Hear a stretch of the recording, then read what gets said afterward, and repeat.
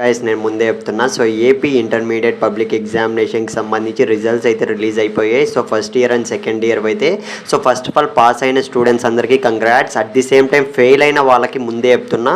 So guys వాళ్ళకైతే డబ్బులు తక్కువ అయ్యాయి. సో మిమ్మల్ని ఫెయిల్ చేసేసారు. సో అందరూ మీరు ఏమాత్రం టెన్షన్ అయితే పడకండి గైస్. చాలామంది అయితే ఫెయిల్ అయ్యారు.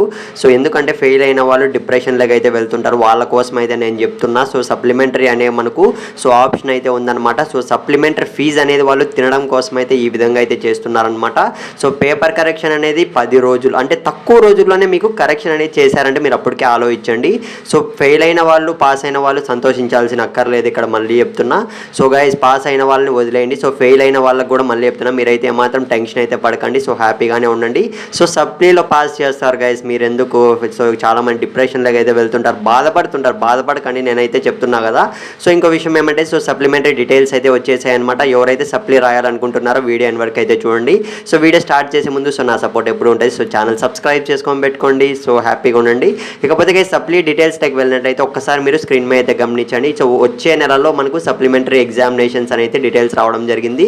సో మే 24 నుంచి జూన్ 1 వరకు అయితే మనకు నిర్వహిస్తారనమాట సప్లిమెంటరీ ఎగ్జామ్స్ అయితే.